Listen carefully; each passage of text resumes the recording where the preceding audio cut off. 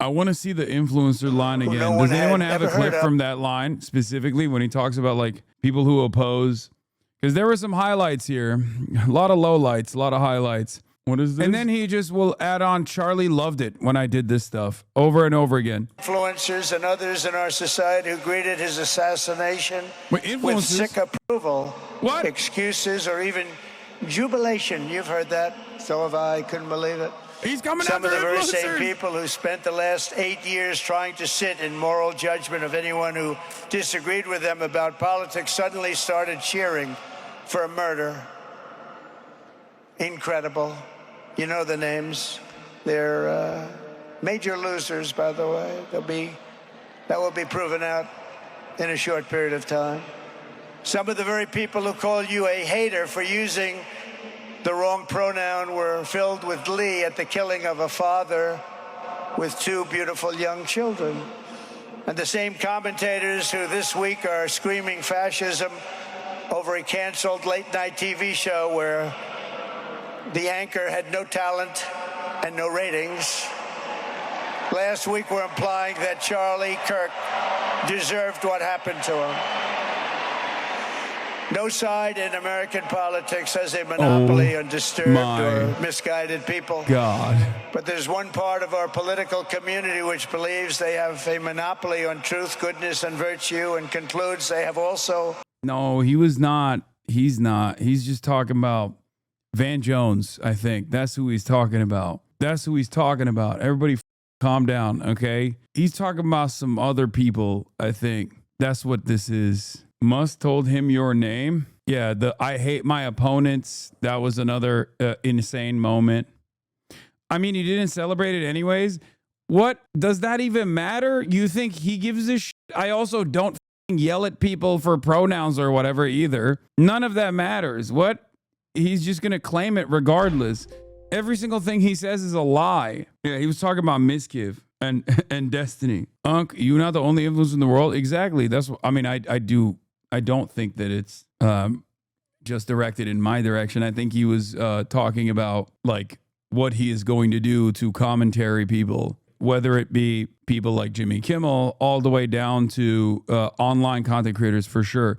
He said influencers and commentators. So I do think that while, you know, Elon Musk and Twitter has become a complete shithole that hyper focuses on whoever Elon has in the crosshairs, whether it be me or even Sex Pestiny, I'm sure that he just means like all these other people. Get ready to learn Mandarin, little bro. Holy you think he was talking about Ugopnik? Yeah.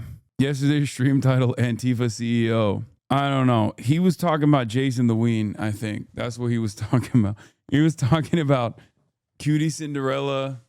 He was talking about the people over at Camp Peak. That's what I think. Or Austin Show. Probably.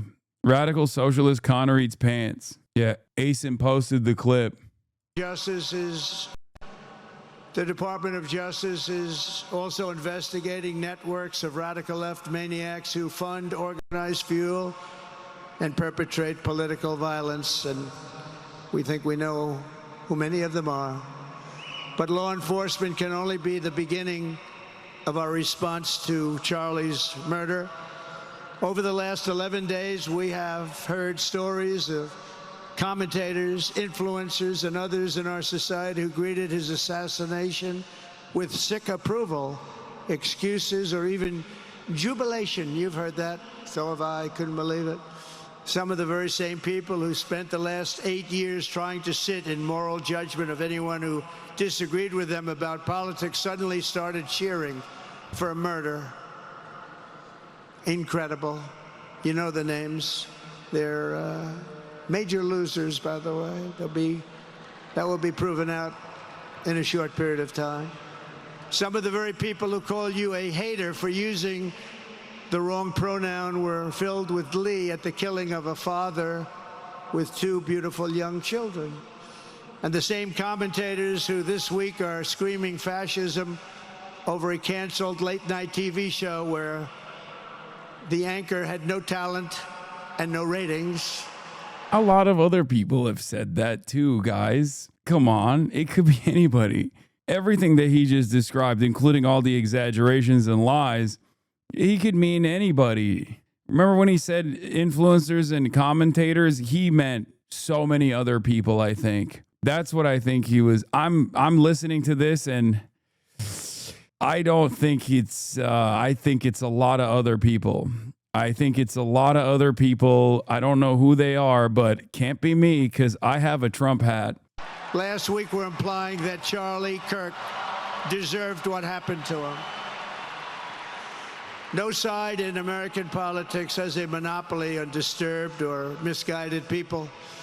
But there's one part of our political community. Do people think he's talking to you? I doubt he knows you. Yeah, I don't think he's talking to me. I think he's just like signaling what he's going to do to people like me. I don't think I'm on his mind. I don't think he knows who I am. I mean, a lot of prominent conservatives who do have his ear, including Elon Musk, obviously are talking about both myself and Sex Pestany as well. But I just, you never celebrated as this? It doesn't matter, brother, sister, the emperors. What do you mean? Of course, that doesn't mean anything. You think these guys give a shit? Yeah, you know who else never celebrated Charlie Kirk's death? Jimmy Kimmel. Okay, did that matter? Nope. Which believes they have a monopoly on truth, goodness, and virtue, and concludes they have also a monopoly on power, thought, and speech. Well, that's not happening anymore. We've turned that corner very quickly. Tragically, atrocities of this kind, and kind that we saw in Utah, of all places, are the eventual consequence of that kind of thinking. If speech is violence, then some are bound to conclude that violence is justified to stop speech. And we're not going to let that be justified. Yeah, it could be anybody. Could be anybody. Wanted to also show this. We are... once again, another incredible moment from the Charlie Kirk eulogy was when he started talking about tariffs, which I think has to be the first time tariffs have ever been mentioned in the history of eulogies. I suspect that has never happened before and most likely will never happen again. Nah, I mentioned tariffs at my grandma's funeral, Hasan. Wow, that's cool. Yeah. Just like Charlie and Erica made Turning Point hot, we are looking at a country that has the chance to attain a level like never before. Tariffs are making us rich again, richer than anybody ever thought was possible. And the only one challenging them are people that hate our country or foreign countries that are paying a price, because they did the same thing to us for years. They took advantage of us, but we're making money. We're becoming richer and richer, and we're taking care of our people better and better when we do that. And we can take care of other countries better and better, but we're doing unbelievably well. The tariffs have really been a hold. The election was big, but the tariffs, because of the election, came in. And remember, other nations do that to us. And Charlie understood that. He saw that. This is the funniest part, is that it's just his regular stump speech. And then he will just, like, after he's done bobbing and weaving, he'll just go, and Charlie understood that. And Charlie liked it. Charlie loved it. Charlie loved trade wars. He always said, Mr. President, I love your trade wars. That's what he told me. Wouldn't tell that to Erica, but just to me. Money. He saw what was coming into our country, and we can use that for Medicare, Medicaid, Social Security, all of these things that we fight so hard for. And that's exactly what's happening. The numbers are incredible. All right, let's see what the fake news over at CNN is saying about this eulogy. And we'll also see what the real news, at Fox News is saying about the eulogy. It feels, a little off key to be talking about this, but the fact is that you can see from the things that people were saying, not today, but other days, that the Republican Party sees this tragedy as also an opportunity to deal with a problem they have, which is that a lot of these young people who came out to vote for Donald Trump in the last election don't generally participate in midterm elections. And I think you're going to see him, used as an organized, that, you know, this tragedy used as an organizing tool among some of those voters to try and bring them out. And, you know, we'll see if it materializes that way, if it works. But clearly that, I think, is something that, if they're being honest, a lot of the Republican strategists are thinking. All right, David Urban, David Axelrod, great to see you both. Thank you for your analysis. We appreciate it. And now to the third David, David Chalian. It is interesting because throughout the themes where this is a revival, and a lot of the speakers talked about how Charlie Kirk is now a martyr, that it's immortal. And it is true that before his death, a large swath of Americans didn't know who Charlie Kirk was.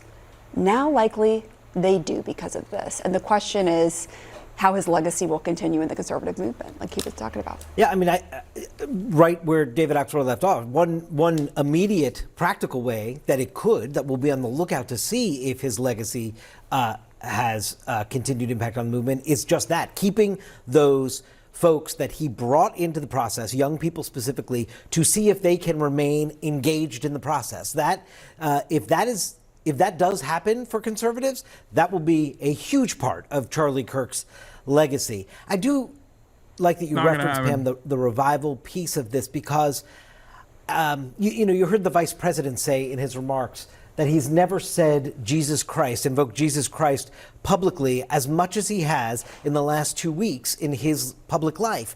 I do think Charlie Kirk's faith and Erica Kirk's faith was so central. I think that probably more than anything else is what kept all of these speakers pretty much on the same page, because that was so hugely a part of who they were, how Charlie Kirk lived his life, how Erica Kirk lives hers. It's so fundamental to them. And so the coursing through of Christianity through all the remarks, I think, was a helpful organizing principle for everybody that was getting up there to speak today. And I think that is probably one of the greatest tributes to Charlie Kirk that was paid today, because I think that kept everything sort of on course. And not just the way they lived their life, but also what he encouraged of other people. Bro, what is happening? What is going on at CNN, man? Bible verses. Like, y'all don't have to do Christian nationalism, you know? Like, they're doing it, but you don't have to lean into it. You don't have to be like, yeah, and Christian nationalism is actually awesome. Yeah, and this legacy is going to be great. Did Barry Weiss already buy out CNN alongside CBS? What the f going on? About religion in years, and it was because of Charlie Kirk. And I think, going into this, if you talk to anyone who is close to, they can't wait to turn into clothes too. Bro, ain't nobody in here is turning into clothes. Let's get real, okay? That his death has some kind of religious. They're doing the Jon Stewart bit. It's ironic. They're not doing the Jon Stewart bit. They are unironically. They believe that was a sign that they do. They're just presenting this as like a wonderful guy whose legacy is solidified now, and Americans are going to do spirited debate where they too will come to the conclusion that DEI is bad and black people are inferior. Like, that's what we're doing. And Islam is a sword that the left uses and presents to the neck of America to slit its throat. You know, some choice words and some cool quotes. If you feel afraid or lost, confused, not sure exactly what to do, don't be. God says, don't be afraid. I am with you. I will strengthen you and help you. Now is the time for us to step into the arena and to stand as warriors for freedom and truth and fight. There is a God, and as Charlie would say, it is not us. We're sinners saved only by grace in need of the gospel. You see, we always did need less government, but what Charlie understood and infused into his movement is we also needed a lot more God. Charlie knew that we were all children of God. He knew deep down the truth of Scripture. And from that confidence, everything else flowed. That unshakable belief in the gospel led him to see differences in opinion not as battlefields to conquer, but as way stations in the pursuit of truth. Just some of what we heard tonight in a State Farm Stadium. Sochi, I wonder, when you reflect on everything that we heard today, what most stands out to you? Well, I think that we haven't talked a lot about, we've talked some about free speech, but I think that coupling free speech with what Trump wants to do to some of these organizations, I think some of that contradicts each other. Oh, finally, they were saying something decent Trump about wants to do to some of these organizations. I think some of that contradicts finally. each other. And I think it'll be interesting to see over the next few weeks. One of the things that Trump wants to use the Justice Department for is to go after organizations that potentially support Democrats. We don't know what lefty organizations he's talking about. As you mentioned, they were not involved in, there's no evidence that they were involved in the killing of Charlie Kirk, but he wants to silence these organizations. And I think that what we saw this last week is conservatives really speaking out when Pam Bondi said that she was going to start going after hate speech. And to be honest with you, targeting these organizations, targeting the media, all of these things goes at this free speech, goes at the First Amendment. And so I think it'll be interesting what Trump wants to do and how his base will react to it, because I do ultimately think that this goes after one of their core values and what Charlie Kirk cared about, which was going out, being able to have a debate regardless of, and with whoever he wanted, wherever. And what Trump's doing is the opposite of what Charlie Kirk stands for. So then what would you say to that, Sir Michael? How do you bridge the gap as a conservative with people on the other side of the spectrum when you have the president giving, at times, a divisive speech like this tonight? I think divisive is subjective. Personally, I'm just being honest. Sure, but I'll be more specific. When he's talking about, we say the radical left lunatics, Sure. I think that's not going We were talking earlier about yeah. investigating extremism. Presumably the president was talking specifically about people on the left. I do think that we have an issue with radicalism in our country, and I'm not opposed to investigating why, particularly among young men, we're seeing more teeter in a direction that I don't think, if you're Democrat or Republican, it wouldn't matter. Yeah, there you go. That's the devil talking. That's the devil talk. Resolve that. That said, I think the through line, though, about Charlie's spirituality, his faith, being a Christian was really, really important. Mm-hmm. We talked a lot about revival being used by many of the speakers over and over and over again. And I think that was important in a lot of ways, because what it signals to the individuals that were present, but also to many conservatives around the country. By the way, another moment that is already getting a lot of play on Twitter is Tucker Carlson just straight up being like, Jews killed Jesus, and that's why they killed Charlie Kirk as well. Obviously, he didn't straight up say it, but he whistled in that direction as loudly as one can in front of a major arena like that. So a lot of people picked up exactly what he was putting over there. Yeah. Ultimately, let's he learn was it a Christian again. evangelist. And it actually reminds me of my favorite story ever. So it's about 2,000 years ago in Jerusalem, and Jesus shows up and he starts talking about the people in power, and he starts doing the worst thing that you can do, which is telling the truth about people, and they hate it, and they just go bonkers. They hate it, and they become obsessed with making him stop. This guy's got to stop talking. We've got to shut this guy up. And I can just sort of picture the scene in a lamplit room with a bunch of guys sitting around eating hummus, thinking about, what do we do about this guy telling the truth? Also, people were laughing. The room was laughing. You can hear them, especially when the hummus line comes in. Thinking about, what do we do about this guy telling the truth about us? We must make him stop talking. And there's always one guy with the bright idea, and I could just hear him say, I've got an idea. Why don't we just kill him? That'll shut him up. That'll fix the problem.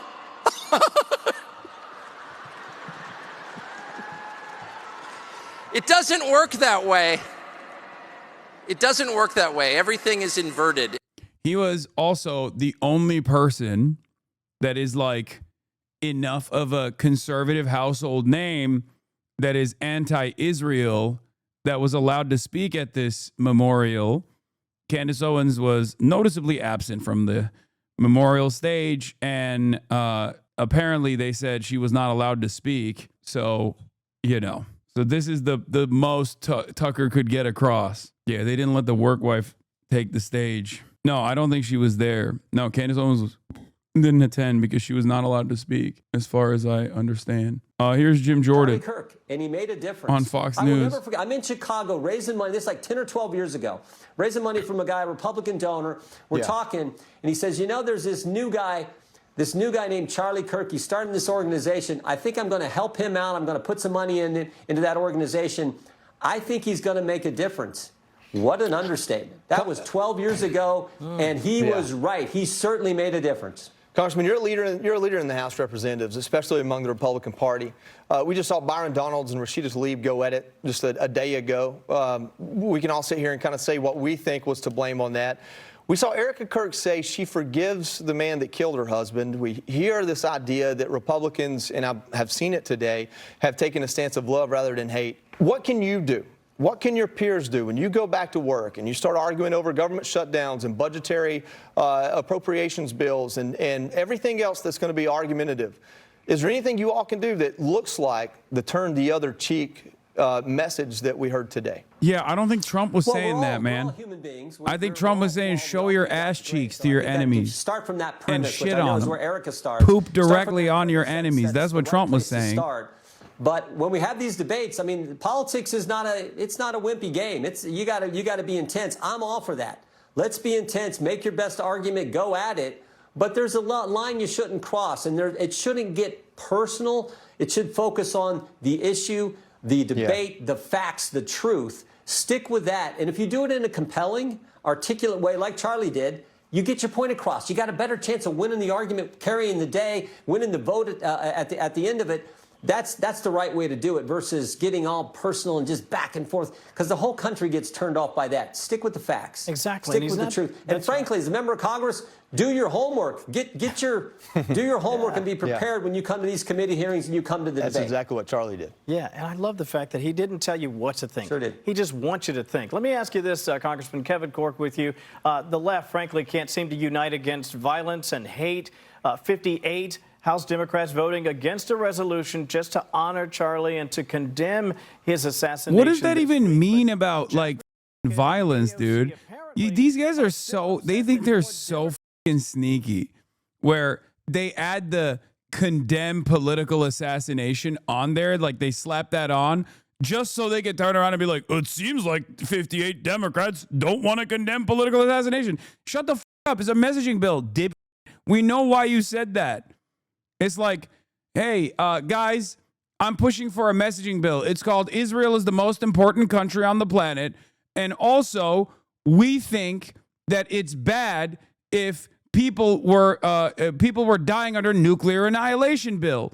Oh, if you don't vote for this messaging bill, that means you want people to die under nuclear annihilation, I guess. Oh, sick, dude. I didn't realize it was like that. I had no clue it was like that. Turns out because I'm a idiot. I guess that's what it must mean. Condemn the shooting of 2 state lawmakers in Minnesota. And again, this sort of goes back to what Kayleigh was talking about.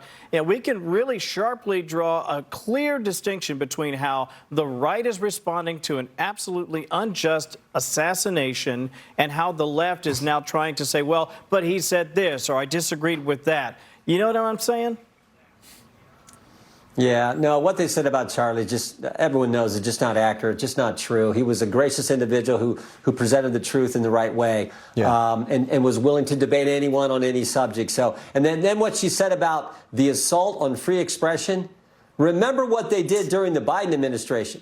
Never forget. Dude, what are you talking about? They don't have this board. There's never been this level of direct assault on the First Amendment. The only time the Biden administration actually assaulted the First Amendment was when they were mass apprehending college student protesters against Israel, which you guys loved, and you also accelerated. Assaulting the First Amendment? You've got to be kidding me. I mean, that was what they did during COVID to restrict what people would say, kicking people off the platforms by the Biden administration pressuring the big tech companies. Mark Zuckerberg sent me a letter, said Biden pressured us to censor. We did it. We're sorry. We won't do it anymore. So that argument is just not accurate in any way as the other things they said, mischaracterizations and untruths about Charlie. Congressman, I want to thank you for bringing that up. As you know, this is Tommy Lahren here. As you know, I was personally targeted in what you were just describing, so it's very close to my heart. I believe Charlie was also mentioned in some of those, whether it be the Twitter files or whatever else. Speaking of that, we're also getting more information. It's so funny that like the only time where there was any repercussions for Fox News commentators was when they knowingly lied about the integrity of the elections, and they were sued. It wasn't the Biden administration's doing. They were sued by the company, Dominion, that had the vote counting machines, and they lost a ton of money. And in the process, a bunch of text messages were found in discovery showing that Tucker Carlson was like knowingly lying. And quite literally, Fox News fired him. Like, that's it. That's the only time when these guys have ever experienced repercussions. And it wasn't the Biden administration. It was the corporation that was like, you're slandering us. And the lawfare that was taking place and Jack Smith and all he's doing. So the good news is, and Director Patel, while he couldn't say this directly in the hearing, but it seemed to be the case that there is not a single prominent Democrat Party leader or prominent Democratic Party politician or any Democratic Party politician whatsoever that hasn't condemned Charlie Kirk's assassination. I have condemned Charlie Kirk's assassination. I think like the only person that I could think of in an effort to be edgy that refused to do so to make a larger point about how Donald Trump should be the one lowering the temperature was Sex Pestany. That's it. And he wasn't even like saying that it was good that it happened, even though he implied it a little bit. But like he was making a broader point about how the standards are lower for the goddamn president to lower the temperature than some psychotic Twitch streamer or psychotic YouTube kick streamer. Like he was making an obvious point in the edgiest way he possibly could. But outside of that, I don't know a single prominent influencer, content creator, commentary person that's on mainstream news or even anyone in the Democratic Party at all that universally did not condemn this assassination. Of course they did. Our parents had JFK. Our generation, Gen X, millennials, had 9/11, and I truly believe that the assassination and the work beforehand, but the assassination of Charlie Kirk is that seminal moment for this generation. I believe it will bring more of us together than it splits apart, even though social media has this immediate reaction element. The last thing I'll say is that I did a podcast with Mike Rowe the day before this happened. He asked me what scares me most right now. And after I sorted through some thoughts, I thought, I don't want to talk about what scares me most. I want to talk about what I'm most inspired by. And it's that we think all the time, what kind of world are we building to leave our kids? And I said to him, I would love to be able to think, what kind of world can our kids build? That's Charlie Kirk. That's how he thought. That was his message. And if we could all take that from him, I think we might all wake up a little bit more optimistic tomorrow. I like that a lot. Isabella DeLuca tweeted something on X tonight, or posted on X. She basically said, I think what a lot of people are going to be thinking, and that is, no matter where you are, this is your opportunity to do something bigger with your life. It doesn't really matter how you got to this point or how you got to this place, but now you have a chance to do more with your life, and that's the lasting memory, I think, of Charlie Kirk. I love that. In my reflection in a lot of this, I'm thinking, how can we engage in conversation? I hope the left, even if they just saw it in clips, even if they just digested a few snippets of Erica's speech, or they just saw a few things on social media, they might not have been watching our coverage, though I hope they were. Yeah. I'm wondering if they saw how beautiful and how patriotic and how peaceful that gathering was. And I hope that it changes some hearts and minds. But then for me, my task and my goal is, how can I reach out to the other side? And how can I foster some conversation? There you go. Because I don't hate the other half of this country. I don't hate the people that are, LGBTQ or Queers for Palestine. I don't hate any of them. They're Americans. I love them. And I want to figure out what way can I better speak to them and engage them. Well, that's exactly what's happening. Even at the event, you saw Donald Trump and Elon Musk come together, sit next to each other and shake hands. And Elon Musk actually shared a picture of it on his Twitter and said, "For Charlie." So you see this happening. I couldn't agree with you more, Joey, about how important this moment is for my generation, Gen Z. This is going to be the moment that we remember where we were at when we heard that Charlie Kirk was shot. And I think about where we were at 4 years ago, and let me put on my pastor's daughter hat for a moment here, the idea of an explicitly Christian administration, because that is what this was. Every single cabinet member explicitly sharing the gospel would have been unthinkable even 4 years ago. Right. Yeah. Think about where we are at this moment in our country. It's really profound. Yeah. All right, guys, coming up, we've got Trump calling for Pam Bondi to drain the swamp. Plus, she's back. Hillary Clinton. Yeah, by the way, that wasn't Trump. I don't think that was Trump demanding that Pam Bondi drain the swamp. That was Donald Trump directly demanding that Pam Bondi go ahead with prosecuting his enemies. And I think that was supposed to be a DM, and he foolishly just tweeted it out because he deleted it and then retweeted it again afterwards, like something a little bit more manageable. But you know, there's some other stuff going on in the world as well that we must talk about, of course. Keir Starmer, also known as Kid Starver, and Marks Carney, also known as Mark Carney, have come out with their own statements about the state recognition of, because they so often put DMs in tweets, be real, bub. I mean, I don't know why he deleted it. That's my suspicion. But even if he didn't, it's still completely unacceptable. Like, what do you think the contents of what he sent out is even remotely appropriate? Bub? What are you, Wolverine? What is this bub shit? No, but actually, do you think it's appropriate for the president to direct the attorney general to make haste in the prosecution of his enemies?